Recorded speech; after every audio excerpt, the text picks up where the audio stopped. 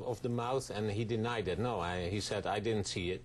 Peter, where do the Calpo brothers fit into this whole thing? Well, they brought him to the beach.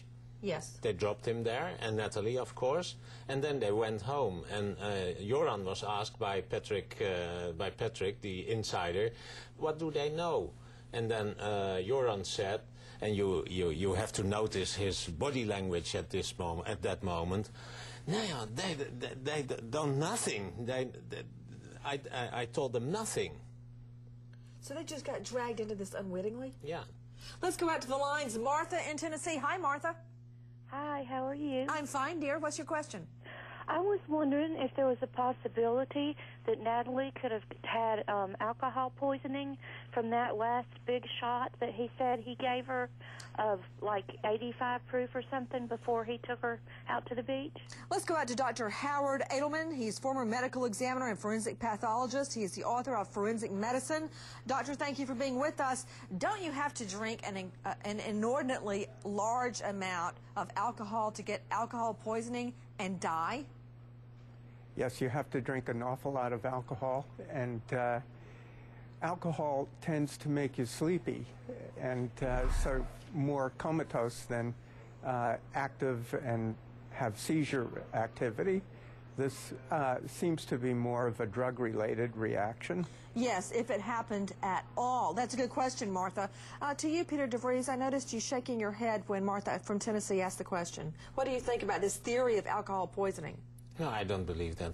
Maybe she drank too much. That's possible. But I don't believe she died just from drinking too much alcohol. Ridiculous. No. And another thing, to Art Harris, investigative journalist. Art, why is it that we're all doing backbends, contortions, to make his account true, when obviously Natalie was a healthy young person? What more can you tell us as of right now? I'm very interested in what Vandersloot has to say to the Dutch investigators they're grilling him probably about right now. Well, one of the questions, Nancy, is going to be, what did you do with those shoes?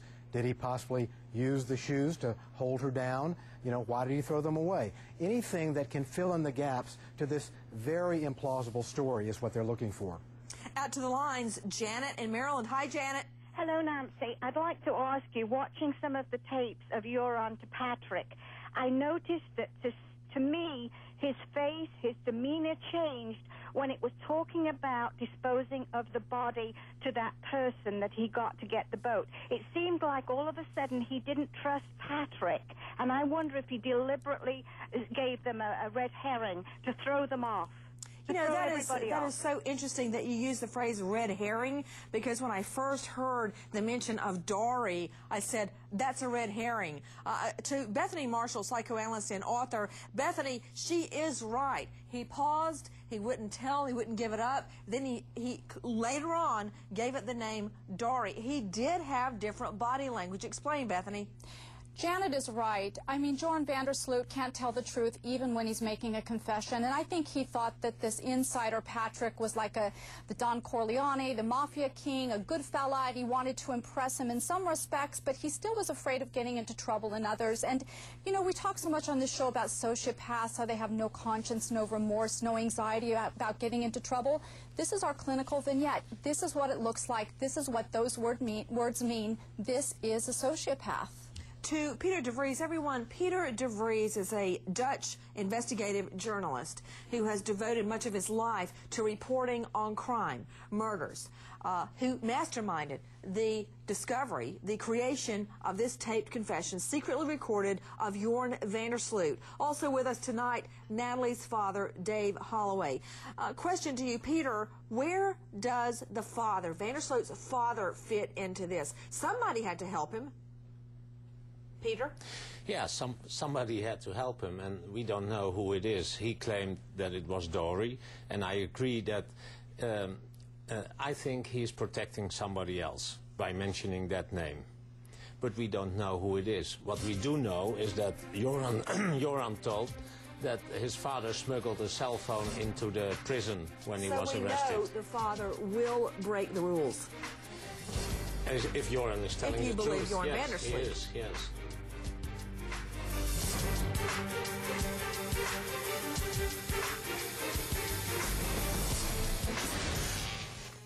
When I saw what I saw, you know, a person who had no emotions, no respect for human life at all. He deprived Natalie of a proper funeral.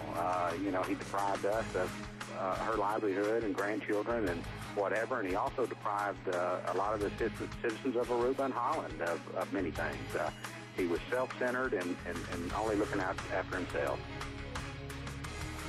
You're hearing the voice of Dave Holloway, Natalie's father, who is with us tonight. Right now you're seeing video, stunning video, from the TV show Pa and Whitteman. That's on Dutch broadcaster NPS. You see Jorn van der Sloot throwing wine into the face of Peter de Vries. De Vries masterminded the tape that catches Jorn van der Sloot confessing to being with Natalie Holloway at the time of her death, then disposing of her body in the ocean. Peter, what do you recall about that moment on that show when Jorn van der Sloot, true to form, misbehaves? Yeah, well, it was at the end of the show, and I wasn't paying any attention to him, and then he stood up, grabbed the glass of wine and threw it in my face because he was so frustrated about my asking all the time, and he tried to gain sympathy by the audience because the case was closed, he was released, he thought he was off the hook, he considered himself as a winner. But during the show, I asked him, why were you lying all the time? Why didn't you answer simple questions? And he was very frustrated about that, and that's the reason he threw me the glass of wine into my face. To Dave Holloway, this is Natalie's father. If he would treat a grown man that way, what would he do to Natalie Holloway alone, late at night, out on a beach, in an isolated area? Well, you just saw it. You just saw just the tip of the iceberg of his behavior. Beth saw it in the beginning, and we saw, all of America, well, in fact, all the world saw what type of person this individual is.